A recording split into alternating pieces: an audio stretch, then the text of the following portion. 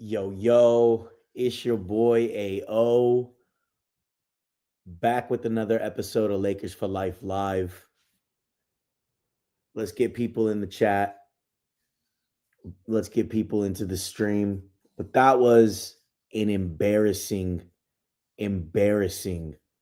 loss.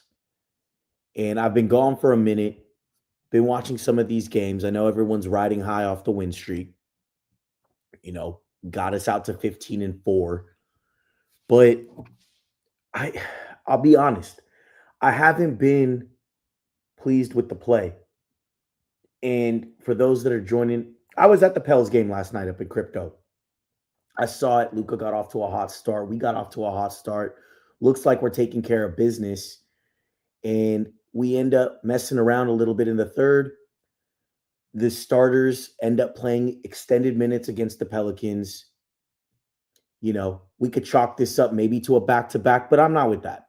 I'm not with chalking this up to a back-to-back. I saw some people on the TL already put this was a trap game. People need to understand what the definition of a trap game is. This was not a trap game. Every loss can't be a trap game.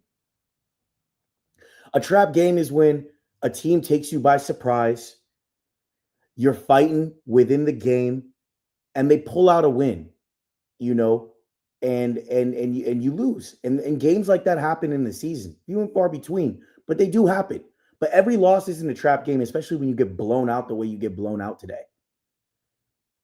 We'll kick it off with the Suns lead the league in steals. And if you follow Trevor Lane on Lakers Nation, they lead the league in steals. And if you look at the metrics, we give the most points off turnovers. So this wasn't a trap game. We played into the Phoenix Suns' hands today. Exactly the game that they want. They disrupt. They make you get out of your offense. They defend. And then they go, and then they get extra possessions. And then when you're a team that can't get back into transition and you give the most points off turnovers, that's a formula for disaster. And that's what we saw today, which is why this is not a trap game. When you play into the team's strengths, especially with no Devin Booker, he was out with the groin injury. He went out of the game at the end of the first quarter.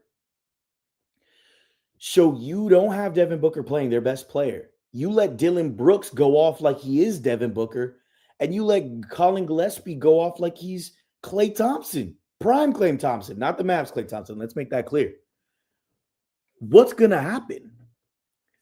So we'll start off with, we've been this high-powered offense, barely mustered up 108 points tonight, right? We've been this high-powered offense, and we don't play defense. No Smart today, right? So you have no disruptor. Vando's out of the rotation. He's in the depths of hell. We're playing connect over him, right? So when that happens, when you're supposed to be a high-powered offense and the offense is struggling and you're not executing and you can't string together any type of stops or bring any resistance to a player like Dylan Brooks or Colin Gillespie, this is going to be a disaster. And this is what we saw. And I get it. For those entering the chat, get the comments in. Get over and watch on YouTube. Drop your comments. I want to hear from you and let me know if I'm off base. We can like it. We can hate it. We could drop a comment and debate it. But I want to hear from y'all that are in the stream because I can't be the only one frustrated with tonight. But you go off of this, you know, we're on a big win streak. Big. You want to take care of business where you take care of business. But again, we played the bottom 5 teams in the West during this streak: the Jazz, the Clippers, the Mavericks, the Pelicans, right? And these weren't blowout games where we were just handling teams like OKC would, right? But we took care of business and we got the wins. Phoenix was our first look at some mid competition. And that's what our road trip's going to be. We'll talk about that in a second. But first, look at some competition, and we fold. And here's where my first concern is. Luka has another burner, 20 points in the first quarter. Typically, when your alpha player goes off the way he goes off, you should be winning to some degree after that first quarter. We are tied. This is what happened in the Clipper game. Luka had a burner. We were down one. So already we had a high-powered Luka burner game. No one else really involved on the offensive end. And we enjoy those burners. It's a double-edged sword. I enjoy those burners, right? But it didn't sit well. It didn't sit well. And when you go over the box score, so the burner, he had 20 points. He had 18 in the next two quarters. Didn't play in the fourth. Only played 31 minutes on the night. For all those points Luka was scoring, he gave up 9 turnovers. And those are big turnovers. If you look at the points off turnovers, the difference, it's 32 to 13. 19-point difference. That's the game right there. That's the game, right? So for as much as Luka was scoring, he turned the ball over at a significant rate today. Significant rate. And I didn't see any offensive rhythm. I didn't see the typical P&R, that deadly P&R that we have, mixing up actions. I mean, Austin had 16 on the night, 12 field goal attempts, shot well from 3 in the field. But not a typical Austin game for what we've seen this year. DeAndre Ayton, 12 points, 9 rebounds, 8 shot attempts. Again, highly efficient, 75% from the field. Rui Hachimura, 1 shot attempt. Zeros all across the board, 1 rebound. Crazy. When have we seen that all season? 1 shot attempt. LeBron James also had a bad game. 10 points, 0 rebounds, 3 assists, 3 for 10 from the field, 1 for 4 from 3. I'll tell you this. I know there could be LeBron stands out there, maybe some in the stream right now. But keeping him out in the fourth quarter when Luka's already resting and we've thrown in the towel just to keep that double-digit point streak alive, I thought was pathetic. You've been complete shit all game. And we're throwing you out there for a 10-point streak. What does it even mean? How many bad games just to keep the 10-point streak alive? What does it mean? Have some shame. You played bad. And I don't know if the injury management is good for LeBron. Does it take him out of rhythm at this age? But he looked all of his age tonight. And he wasn't very aggressive on the offensive end. We are seeing how does this ramp up. He is taking that back seat, which everyone thought he wasn't going to. But I don't even think it was a question of him just being aggressive. I thought just the heliocentric offense today really did us dirty because no one was involved in the offense. It was not flowing. It looked very forced. Okay, Dr. Gelato, Braun deserved his 10. Got to respect his legacy. Okay, got to respect his legacy, but Dr. Gelato, man, in a game like this, what does the 10 points even mean? Yeah, the streak, he's murked the streak. I don't know if anyone is ever going to break that streak, right? He came out of the game right after that happened.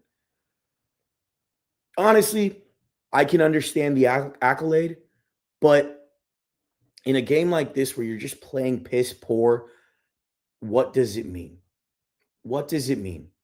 We've had all those seasons of just whatever play. What does it mean, right? That's what I'm getting at. And it could be some frustration coming in. But I agree.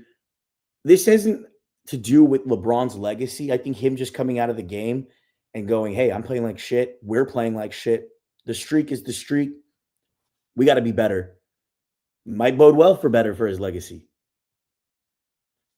What does it mean in the grand scheme of things? But I appreciate the comment, Dr. Gelato. I hope you subscribe to the channel. Tap in with me. For those that also have comments, please drop them in. Let's talk about it. Let's talk about it. This is for fans, by fans. I'm not always right by any means. I'm just a fan like y'all. Let's talk about it. But I personally did not like him rolling out in the fourth quarter just to keep the streak alive. But going back to the concerns, right? The Rui with 1 shot attempt, the lack of actions. The P&R wasn't effective today. Austin, didn't look like himself, but I think it was lack of involvement as well too. And then you go down to the bench. Connect had 13. He plays well in garbage minutes. I think he can do great on a team like Sacramento if we were to get Keon Ellis. And these burners that he has, or these threes, he's 3 for 5 from three, 5 for 7 from the field. Great when the game doesn't matter. When the game counts, where are those shots? Jackson Hayes, 6 points, 2 rebounds. Gabe Vincent in 20 minutes, 3 points, 2 rebounds. I'll tell you this, JJ has an affinity for Gabe Vincent. We have not seen anything close to what he was in Miami. I'm not sure if we are going to see that Gabe. He's a heady veteran, and there are games where he has poise, but his shots aren't going down. He's not getting the shot attempts that he did in like Miami. And for playing Gabe, we have Vando just rotting on our bench, $12 million of dead money. And maybe this was a game where we needed some disruption. And maybe Vando could come in and give you a burst of energy against a Dillon Brooks, who went absolutely off today. So this goes to the second concern, is we have no defensive resistance. And I get Marcus Smart didn't play today, and he was very vital in today's game for our roster. We don't have disruptors on this roster outside of Smart who actually play in the rotation. But Dillon Brooks, 33 points, 15 to 26 from the field. You wouldn't even know that Devin Booker wasn't playing in the game, who again was out with the groin injury.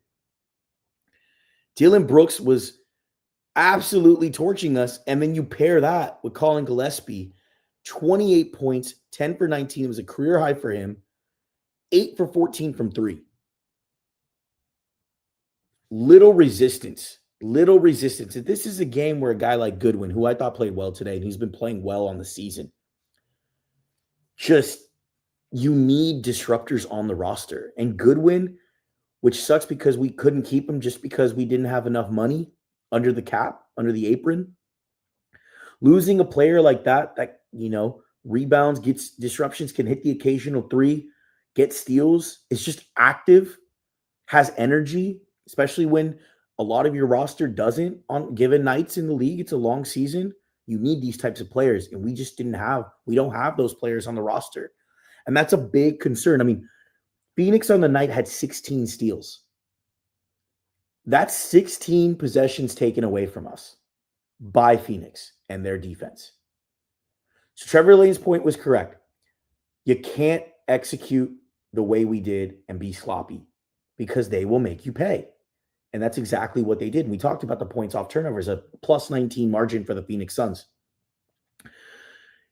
They went to work, and you look at this box score and you're kind of like, how did they pull out a win like this? And it goes back to the execution and the lack of defense. I do think throwing Vando out there would have given you a different look.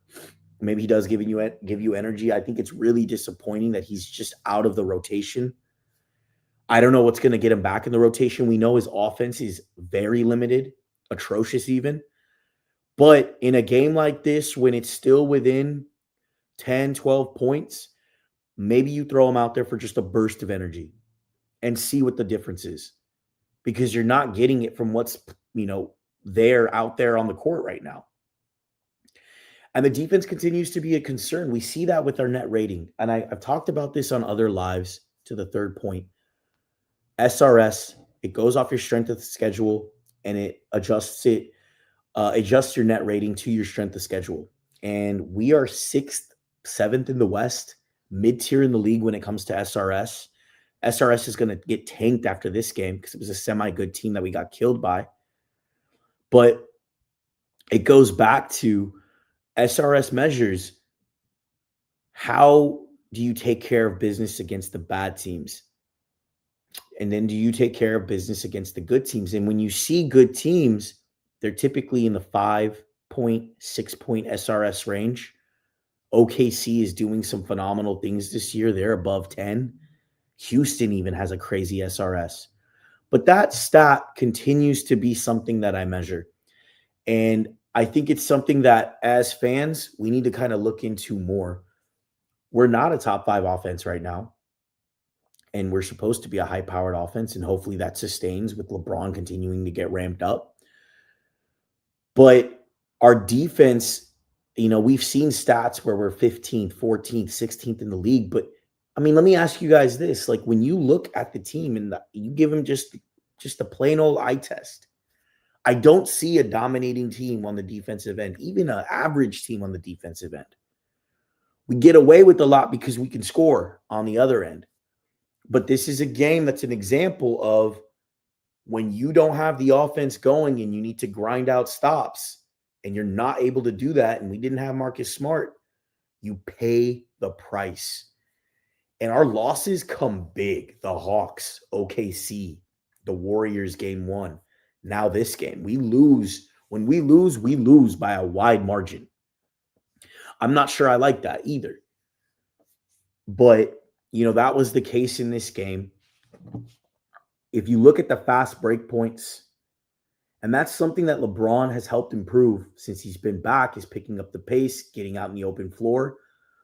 We were outscored 28-2 on fast break points, which is a huge margin.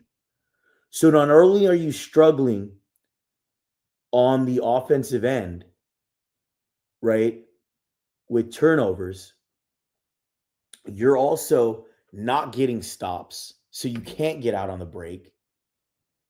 So now you're just boxed in a half-court offense that is not working. And it's big when you don't have defense. Your best defense is Isaac Workman.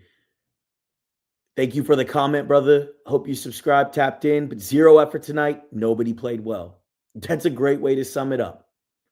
We got down big and we gave up.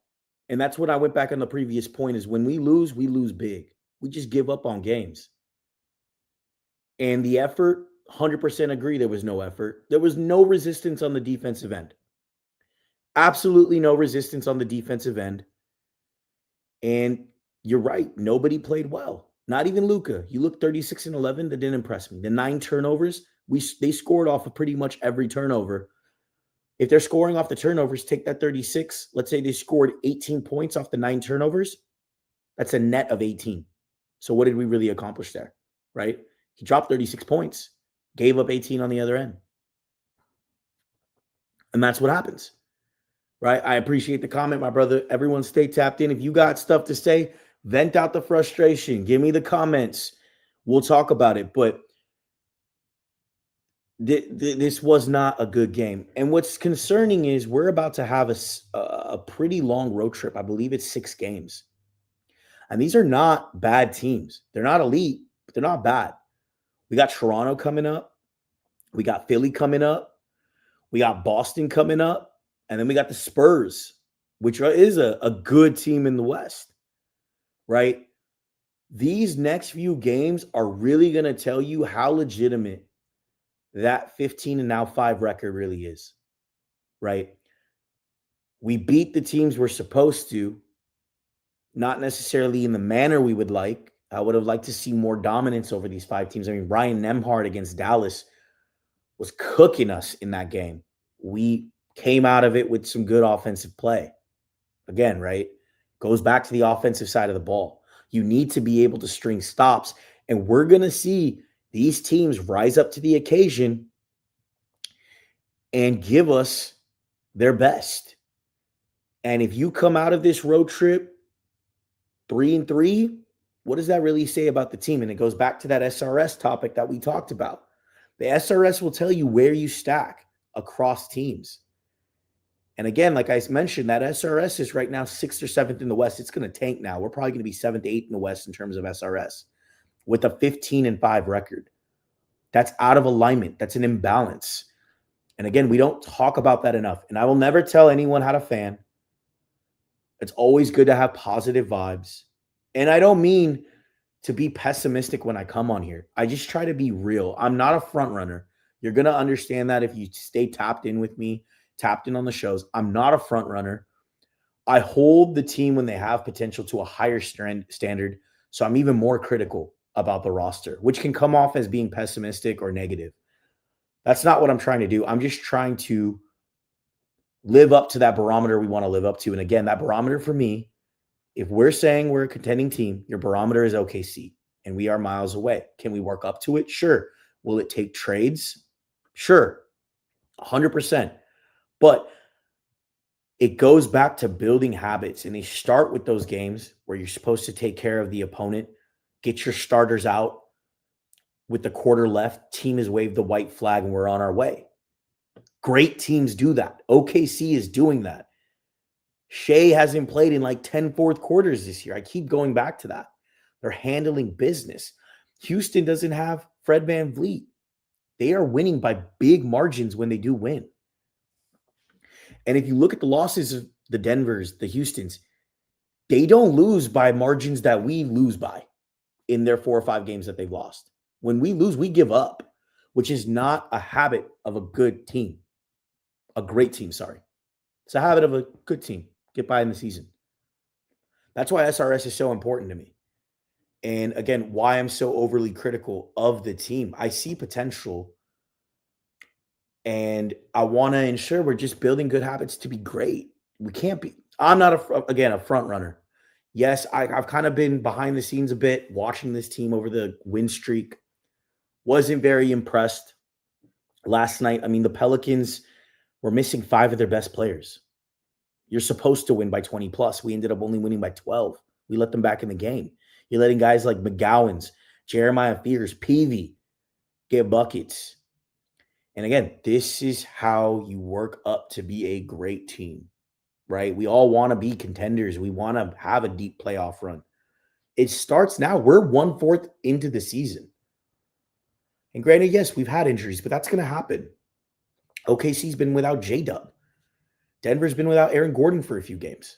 Houston doesn't have Fred VanVleet. Teams are going through injuries.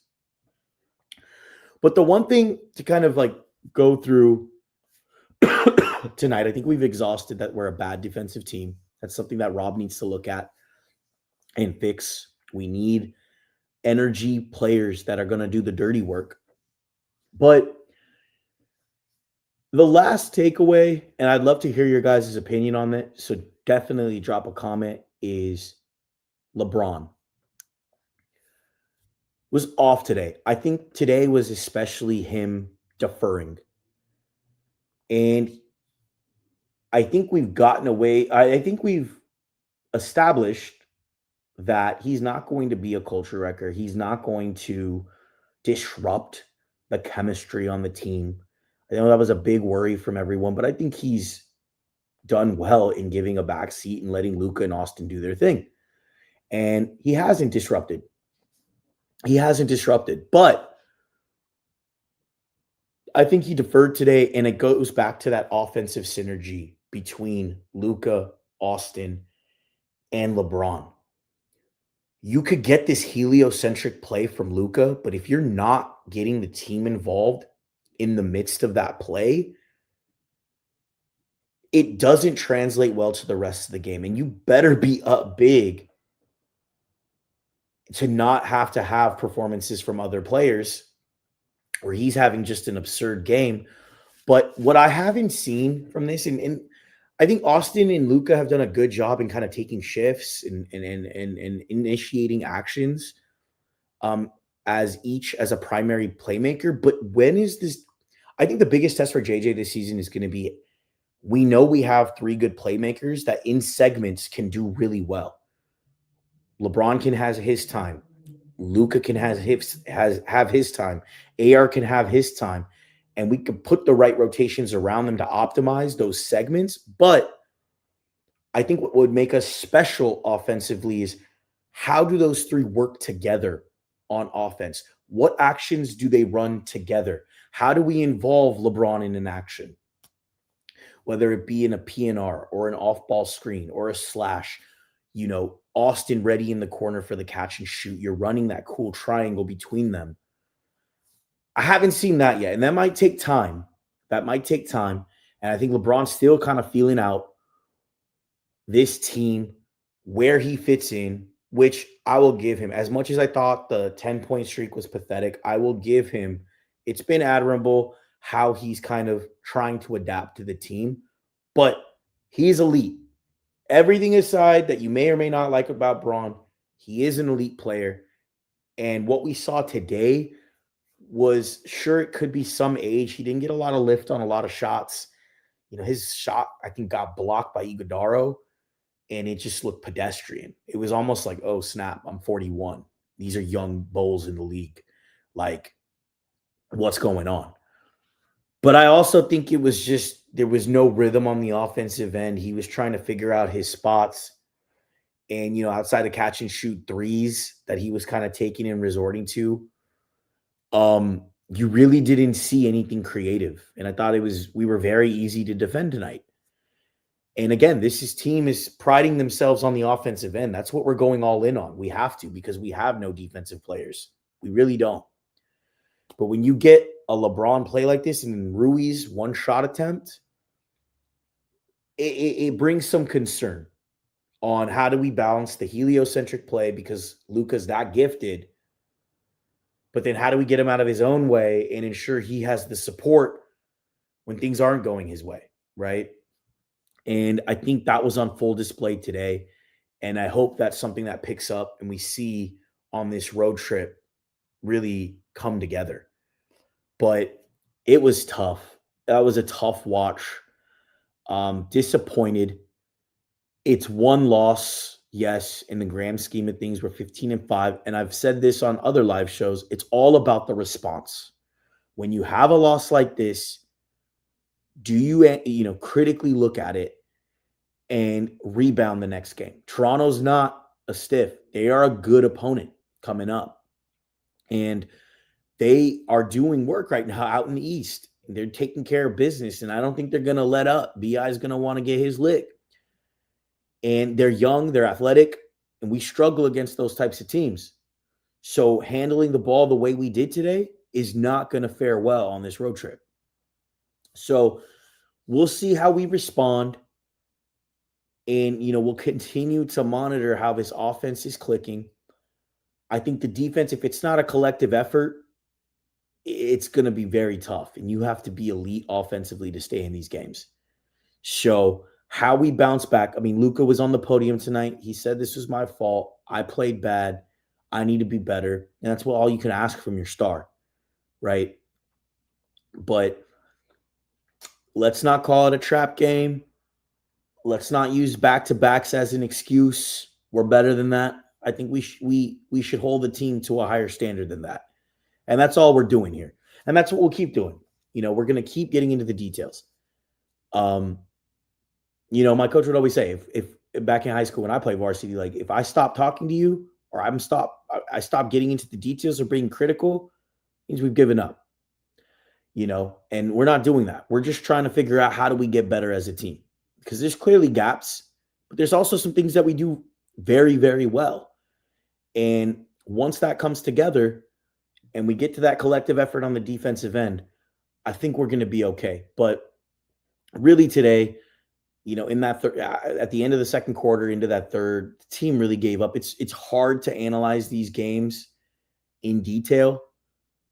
Again, we had that comment, 0 effort tonight. That's literally what it was. And once you give up, that's it. But hopefully we can stay resilient on this road trip. Again, it's going to be a tough road trip. Boston's coming together. Toronto, Philly's not a bad team. And the Spurs, they're top in the West as well, too. They're gunning for a second seed as well. I think this is going to be a real indicator of how we really are as a team. Are we going to drop to 16-7?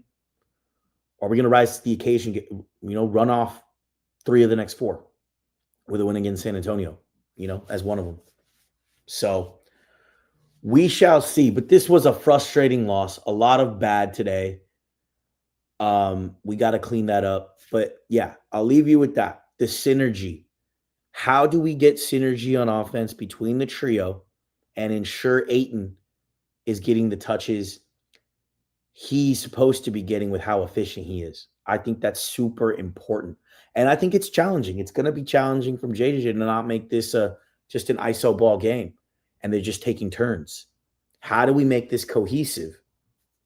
And again, no Smart today, so I can see why Rui started, but you're not going to get the defense even remotely close to it with Rui in that starting lineup. I've seen enough games to see that it ain't it. But, Marcus Smart's got back spasms. Well, hopefully it's not too serious and he joins the team. He's got 3 days of rest till Toronto.